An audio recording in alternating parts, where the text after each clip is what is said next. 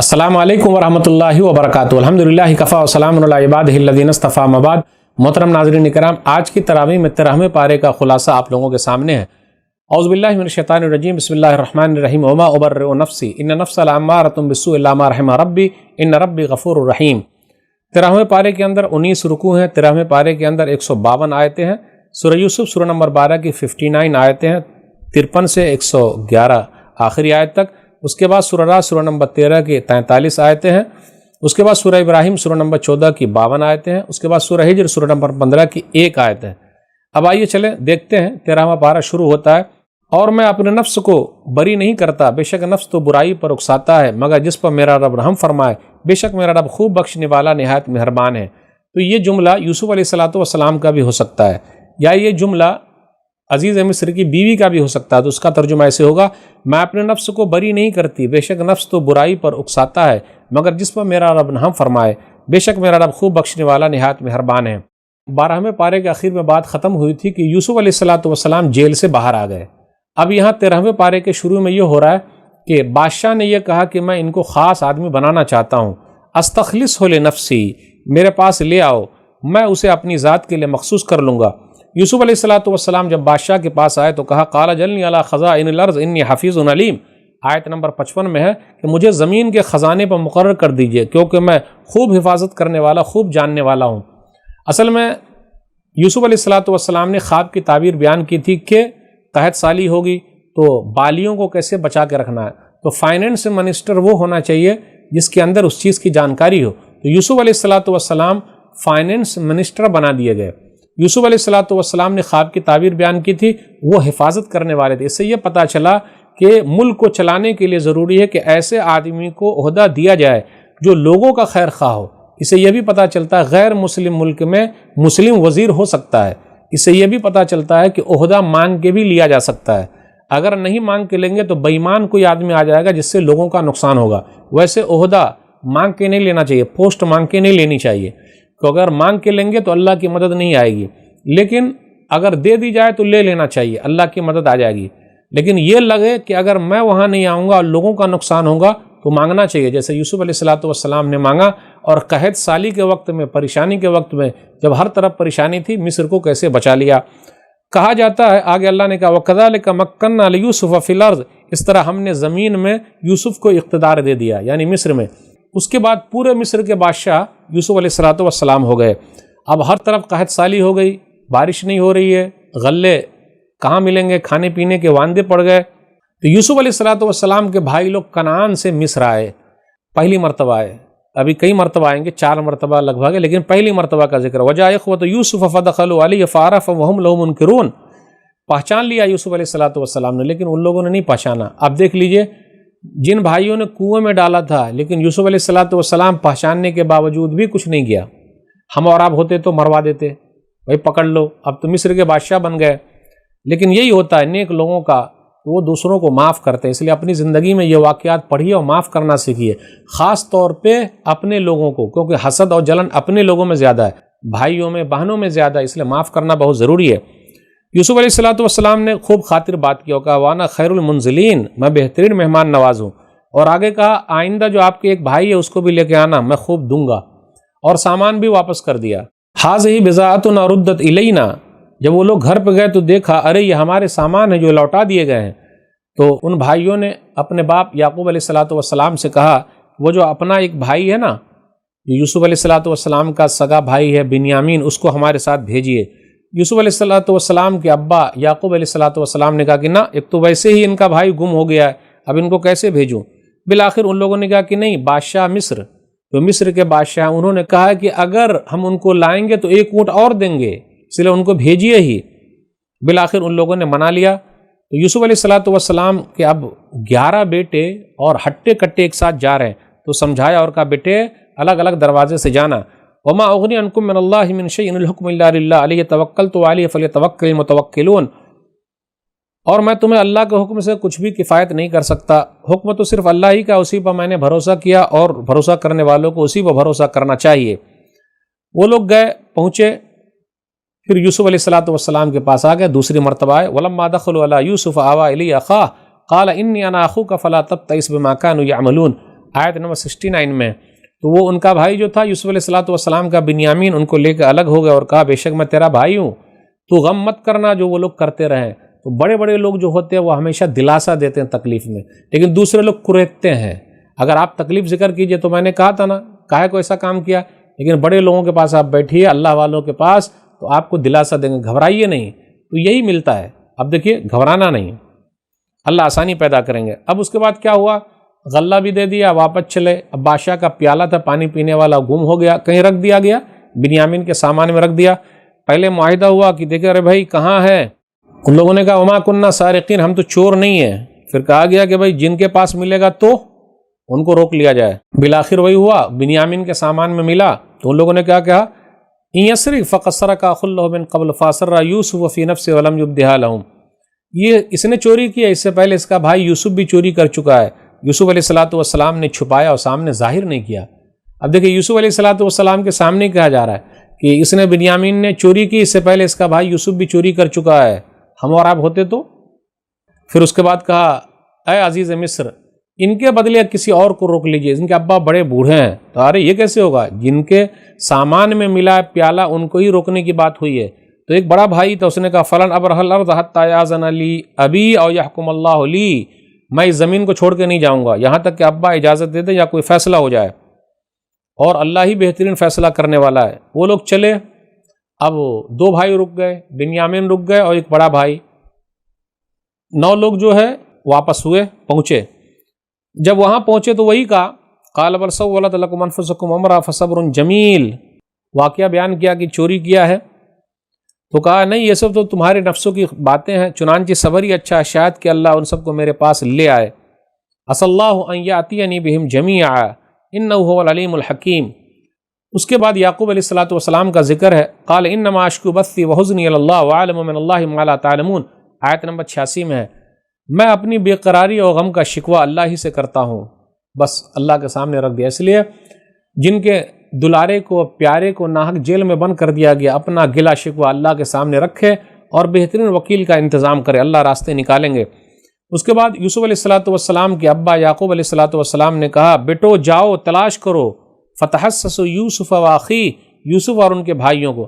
تحسس یہ خیر کے لیے ہوتا ہے، تجسس یہ برائی کے لیے، اس لیے اسے جاسوس کہا جاتا ہے۔ ولا تیأسوا من روح اللہ، اللہ کی رحمت سے مایوس مت ہونا، انہ لا ییأس من روح اللہ الا القوم الکافرون، آیت نمبر 87 ہے۔ بے شک اللہ کی رحمت سے صرف کافر لوگ ہی مایوس ہوتے ہیں۔ یہاں بھی نبی کا کردار دیکھیے کس طریقے سے وہ صبر سے کام لیتے ہیں اور لوگوں کو تلقین کرتے ہیں۔ اب اس کے بعد پھر یوسف علیہ السلام کے بھائی مصر پہنچ گئے اور آنے کے بعد کہا یا ایھا العزیز مسنا واهلنا الضر وجئنا ببضاعة مزجاة فاوف لنا الكيل وتصدق علينا ان اللہ يجزي المتصدقین، اے عزیز ہمیں اور ہمارے اہل عیال کو سخت تکلیف پہنچی ہے اور ہم معمولی پونجی لے کر آئے ہیں، بس آپ ہمیں اس کے عوض پورا ماب غلہ دے دیجئے اور ہم پر صدقہ کیجئے، یقیناً اللہ صدقہ کرنے والوں کو بدلہ دیتا ہے۔ اس کے بعد یوسف علیہ السلام کا دل بھر آیا، جب ابا کی تکلیف بیان کی تو کہا تم جانتے ہو تم نے یوسف اور ان کے بھائیوں کے ساتھ کیا کیا؟ تو ان لوگوں نے کہا قالوا اِنَّكَ لَأَنْتَ یوسف، کیا آپ یوسف ہیں؟ انہوں نے کہا قال انا یوسف وهذا اخی، میں یوسف ہوں، یہ میرا بھائی ہے۔ قد من اللہ علینا انہ من یتق ویصبر فإن اللہ لا یضیع اجر المحسنین، اللہ تعالیٰ نے میرے اوپر احسان کیا، جو تقوی اختیار کرے اور صبر کرے تو اللہ نیک لوگوں کا اجر ضائع نہیں کرتا۔ اس کے بعد یوسف علیہ السلام نے بھائیوں کو معاف کر دیا، کنویں میں ڈال دیا تھا، معاف کر دیا، لا تثریب علیکم اليوم، آج تم پر کوئی ملامت نہیں ہے، یغفر اللہ لکم وہو ارحم الراحمین، اللہ تمہیں معاف کر دے، وہ سب سے بڑا مہربان ہے۔ اس کے بعد یوسف علیہ السلام نے اپنا کرتا دیا اور کہا ابا کے چہرے پر ڈالنا، یعقوب علیہ السلام کی بینائی لوٹ آئی۔ اس کے بعد سب لوگ پھر مصر کے اندر پہنچے، مصر کے اندر آ گئے۔ اب وہ خواب کی تعبیر پوری ہوئی جو 40 سال پہلے یوسف علیہ السلام نے دیکھی تھی یا 80 سال پہلے۔ وخروا لہ سجدا، سب لوگ سجدے میں گر گئے۔ تو کہا یوسف علیہ السلام نے کہ بس اللہ نے میرے ساتھ کتنا اچھا کیا ہے، یہ میرے پہلے خواب کی تعبیر ہے، میرے رب نے اسے سچ کر دکھایا، بلا شبہ اس نے مجھ پر احسان کیا، مجھے قید خانے سے نکالا۔ وقد احسن بی اذ اخرجنی من السجن وجاء بکم من البدو، اور تم لوگوں کو صحرا سے دیہات سے لے آیا، من بعد ان نزغ الشیطان بینی وبین اخوتی، جبکہ شیطان نے میرے اور میرے بھائیوں کے درمیان اختلاف ڈال دیا تھا۔ کنویں میں ڈالنے والی بات نہیں کہی، اس لیے نہیں کہی کہ بھائی لوگ موجود ہیں، کاہے کو پرانا زخم کریدنے کا، کاہے کو یہ سب جملے بیان کر کر کے دل دکھانے کا، یہ نہیں کہا، بلکہ ذکر کیا اللہ نے میرے ساتھ احسان کیا، جیل سے نکالا، آپ لوگوں کو دیہات سے لے آیا، اور کہا شیطان نے میرے اور میرے بھائیوں کے درمیان دشمنی پیدا کر دی تھی، من بعد ان نزغ الشیطان بینی و بین اخوتی، اس کو دعا کی رب قد آتیتنی من الملک وعلمتنی من تعبیر الاحادیث فاطر السماوات والارض انت ولی فی الدنیا والآخرہ توفنی مسلما والحقنی بالصالحین، میرے رب تو نے مجھے بادشاہی عطا کی ہے، مجھے خوابوں کی تعبیر سکھائی ہے، آسمان و زمین کے پیدا کرنے والے، دنیا اور آخرت میں تو ہی میرا کارساز ہے، تو مجھے اسلام پر موت دینا اور مجھے نیک لوگوں کے ساتھ ملا دینا۔ اللہ تعالیٰ نے کہا ذالک من انباء الغیب نوحی الیک وما کنت لدیہم اذ اجمعوا امرہم وہم یمکرون، یہ غیب کی کچھ خبریں ہیں جو ہم نے آپ کی طرف وحی کی ہے۔ آیت نمبر 103 پر غور کیجیے، وما اکثر الناس ولو حرصت بمؤمنین، آپ چاہتے ہیں کہ اکثر لوگ ایمان لے آئیں تو وہ لوگ ایمان لانے والے نہیں ہیں۔ آیت نمبر 108 میں کہا جا رہا قل ھذہ سبیلی ادعو الی اللہ علی بصیرۃ انا ومن اتبعنی وسبحان اللہ وما انا من المشرکین، آپ کہہ دیجئے یہی میرا راستہ ہے، میں اللہ کی طرف بلاتا ہوں، میں اور جنہوں نے میری پیروی کی بصیرت پر ہیں، اور اللہ پاک ہے اور میں مشرکوں میں سے نہیں ہوں۔ اور آخر میں یہ بیان کیا گیا لقد کان فی قصص عبرۃ لاولی الالباب، بے شک ان کے قصوں میں عقل والوں کے لیے بصیرت ہے۔ اب اس کے بعد ہے سورہ رعد، کہا جاتا ہے یہ مکی سورہ، یہ بھی کہا جاتا ہے یہ مدنی سورہ، اس کے اندر 43 آیتیں ہیں، 6 رکوع ہیں۔ الف لام میم را تلک آیات الکتاب، یہ کتاب کی آیتیں ہیں، لیکن اکثر لوگ ایمان لانے والے نہیں ہیں۔ آسمان کے بارے میں کہا اللہ الذی رفع السماوات بغیر عمد ترونھا، اللہ وہ ہے جس نے آسمانوں کو بغیر ستون کے بلند کر رکھا ہے۔ پھر اس کے بعد سورج اور چاند کے بارے میں ذکر کیا، زمین کے بارے میں کہا زمین کو اللہ تعالیٰ نے بچھا دیا، زمین کے اندر اللہ تعالیٰ نے نہریں جاری کی ہے، پھر اسی طرح پہاڑ کو گاڑ دیا ہے، اور آگے کہا وفی الارض قطع متجاورات، اور زمین میں ایک دوسرے کے قریب ٹکڑے ہیں۔ آپ غور کر لیجئے، ہر طرح کی زمین پائی جاتی ہے، کس طریقے کی ہے، لیکن سب کو پانی ایک ہی دیا جاتا ہے، لیکن پھل وغیرہ کیسے اگتے ہیں۔ یسقی بماء واحد ونفضل بعضها على بعض في الاکل، ایک ہی پانی سے سیراب کیا جاتا ہے اور ہم ان کے بعض کو بعض پھل پر فضیلت دیتے ہیں۔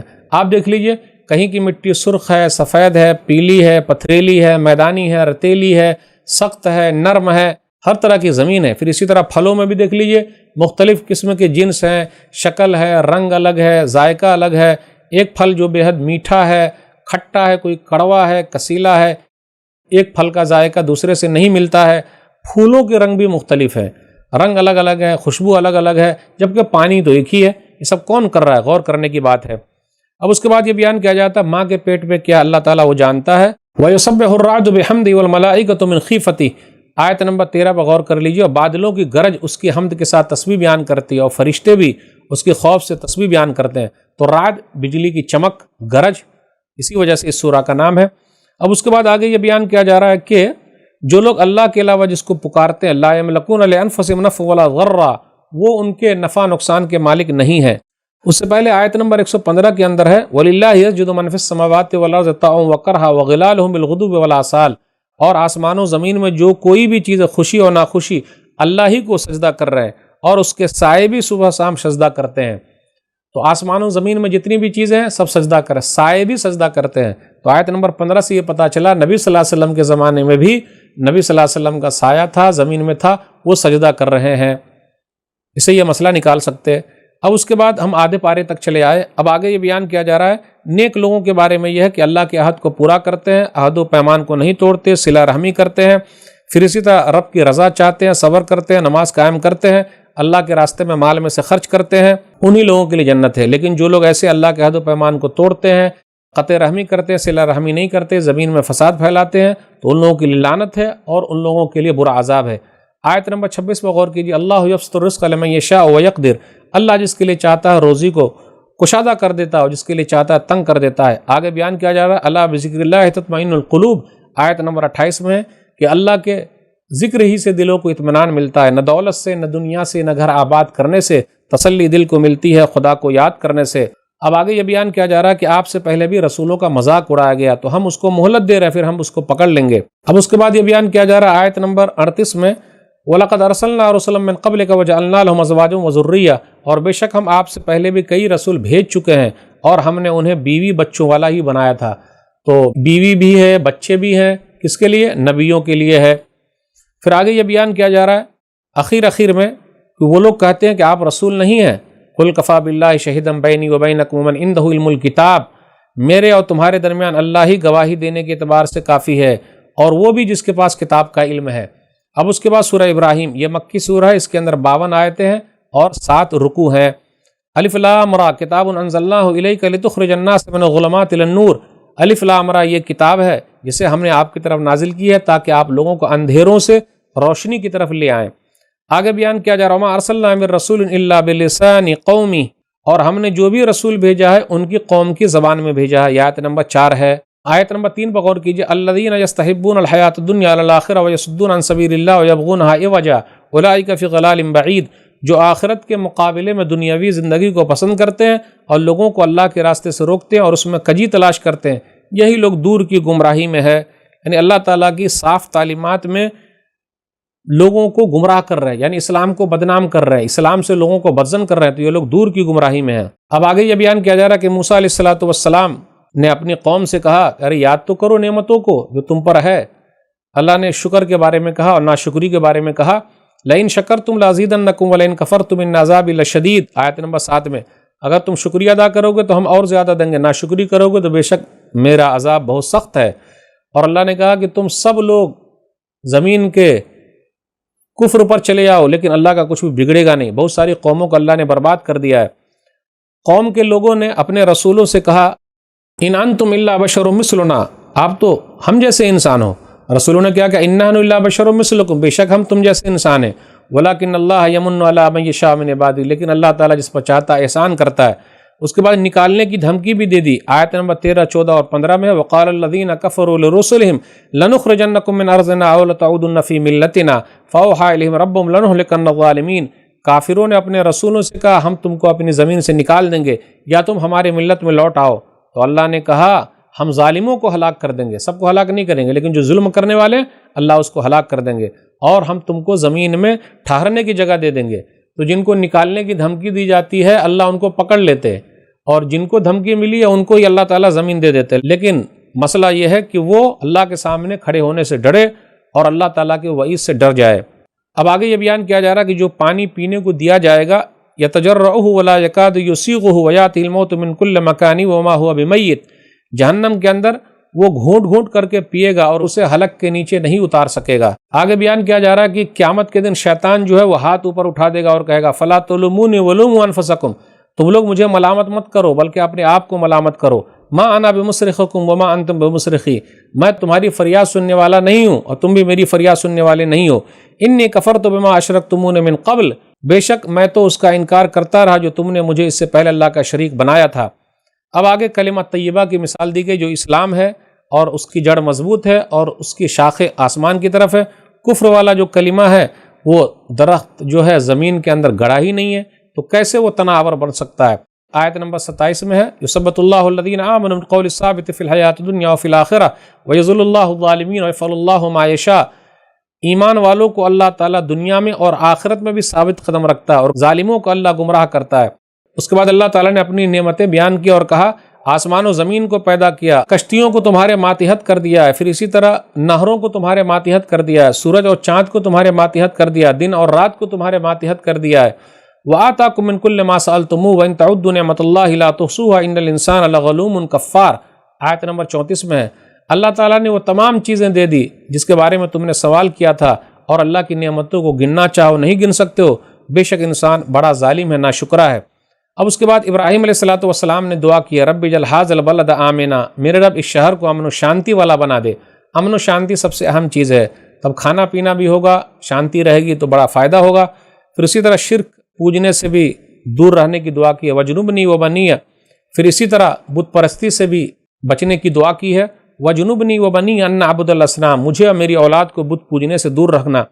پھر کہا تیرے گھر کے پاس بے آب و گیاہ وادی میں لا کر بسا دیا ہے تاکہ وہ نماز پڑھیں، ربنا لیقیموا الصلاۃ، تو نماز قائم کریں وہ لوگ۔ دیکھیے نماز کی فکر، لوگوں کے دل کو پھیر دے، وارزقھم من الثمرات، اور لوگوں کو پھل بھی دے، ربنا انک تعلم ما نخفی وما نعلن، بلا شبہ تو ہی جانتا ہے جو ہم چھپاتے ہیں اور ظاہر کرتے ہیں۔ اس کے بعد کہا اللہ تیری تعریف ہے، تو نے بڑھاپے میں اسماعیل اور اسحاق دیا، تو اسماعیل علیہ السلام بڑے ہیں اس لیے پہلے ان کا نام آیا۔ دعا کی رب اجعلنی مقیم الصلاۃ ومن ذریتی ربنا وتقبل دعا، میرے رب مجھے نماز قائم کرنے والا بنا، میری اولاد کو بھی اور اے ہمارے رب تو ہماری دعا قبول فرما لے۔ ربنا اغفر لی ولوالدی وللمؤمنین یوم یقوم الحساب، مجھے بخش دے، میرے ماں باپ کو اور سب ایمان لانے والوں کو اس دن جس دن حساب و کتاب قائم ہو۔ آگے اللہ نے کہا آیت نمبر 42 میں وَلَا تَحْسَبَنَّ اللَّهَ غَافِلًا عَمَّا يَعْمَلُ الظَّالِمُونَ، اے نبی صلی اللہ علیہ وسلم آپ اللہ کو اس سے غافل نہ سمجھیں جو یہ ظالم کر رہے ہیں۔ اب یہ ظالم لوگ کیا کہیں گے کل قیامت؟ ربنا اخرنا الی اجل قریب نجب دعوتک ونتبع الرسل، ہم کو بھیج دے، ہم تیری دعوت قبول کر لیں گے، رسول کو مان لیں گے۔ اللہ نے کہا کہ نہ، یہ تو قسم کھا کھا کر پہلے بھی بولتے تھے، اور ہم نے ان لوگوں کے گھروں میں تمہیں آباد کیا تھا جنہوں نے اپنے نفسوں پر ظلم کیا تھا، اور تم پر ظاہر ہو چکا تھا کہ ہم نے ان لوگوں کے ساتھ کیسا سلوک کیا، اور ہم نے تمہارے لیے مثالیں بھی بیان کر دی تھی۔ فلا تحسبن اللہ مخلف وعدہ رسلا ان اللہ عزیز ذو انتقام، چنانچہ آپ ہرگز گمان نہ کریں اللہ اپنے رسولوں سے وعدہ خلافی نہیں کرتا، بے شک اللہ نہایت غالب انتقام لینے والا ہے۔ اس کے بعد کہا جا رہا ہے وَتَرَى الْمُجْرِمِينَ يَوْمَئِذٍ مُقَرَّنِينَ فِي الْأَصْفَادِ سَرَابِيلُهُم مِّن قَطَرَانٍ وَتَغْشَىٰ وُجُوهَهُمُ النَّارُ، اور اس دن آپ مجرموں کو زنجیروں میں جکڑے ہوئے دیکھیں گے اور ان کے کرتے گندھک کے ہوں گے اور آگ ان کے چہروں کو ڈھانپ رہی ہوگی۔ پھر آگے کہا جا رہا ہے هَذَا بَلَاغٌ لِلنَّاسِ، آیت نمبر 52 میں ہے یہ قرآن سب لوگوں کے لیے پیغام ہے۔ تو ناظرین اکرام آج کے درس میں بس اتنا ہی۔ اللہ سے دعا ہے کہ اللہ تعالی ہم لوگوں کو قرآن کریم کو پڑھنے، سمجھنے، عمل کرنے، لوگوں تک پہنچانے کی توفیق دے، آمین۔ والسلام علیکم ورحمۃ اللہ وبرکاتہ۔